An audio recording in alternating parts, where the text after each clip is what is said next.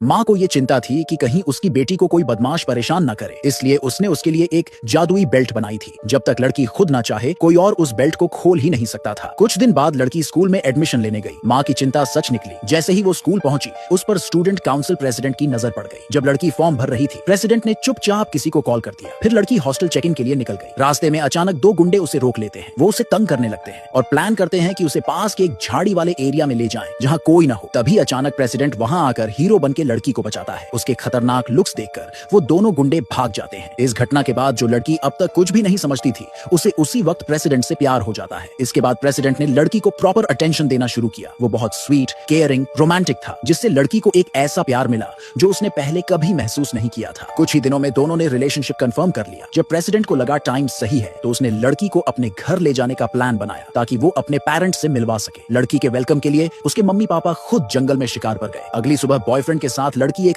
दूर दराज के पहाड़ी गांव पहुंचती है, लेकिन वहां का माहौल थोड़ा अजीब था। गांव में सिर्फ मर्द ही मर्द थे, एक भी औरत नजर नहीं आ रही थी। तभी दूर से कुछ हलचल सुनाई देती है। लड़की काफी क्यूरियस थी, इसलिए वो देखने के लिए उस तरफ बढ़ती है। लेकिन जैसे ही वो वैन के पास पहुंचती है, उसके बगल वाला आदमी अचानक वैन का दरवाजा जोर से बंद कर देता है। बॉयफ्रेंड ने जल्दी से लड़की को गांव वालों से इंट्रोड्यूस कराया और कहा कि ये उसकी न्यू गर्लफ्रेंड है और उसके मम्मी पापा घर पर उनका वेट कर रहे हैं डिनर के लिए। गांव वालों से थोड़ा हाय हेलो करने के बाद वो लड़की को लेकर वहां से निकल गया। पीछे गांव वाले अब भी लड़की की बात कर रहे थे, कह रहे थे कितनी हॉट है, काश वो उसे पा सकते। कुछ मिनट बाद दोनों बॉयफ्रेंड के घर पहुंचे। लड़की ने जमीन पर पड़े पुराने जंग लगे लोहे की चेन देखी तो उसे थोड़ा अजीब सा फील हुआ। इससे पहले कि वो कुछ पूछती, एक पागल औरत अचानक घर से बाहर निकली और लड़की को गालियां देने लगी। बोल रही थी कि ये कोई चुड़ैल टाइप औरत है और इसे गांव से बाहर निकाल देना चाहिए। बॉयफ्रेंड ने जल्दी से बताया कि वो उसकी माँ है और बचपन में हुए एक ट्रॉमा की वजह से उसका दिमाग थोड़ा डिस्टर्ब हो गया है। तभी उसके पापा भी बाहर आए और बिना कुछ बोले उस औरत को खींचकर अंदर ले गए। बॉयफ्रेंड ने लड़की को अच्छे से रेस्ट करने देने के लिए घर का सबसे बड़ा कमरा उसे दिया। लेकिन उसी रात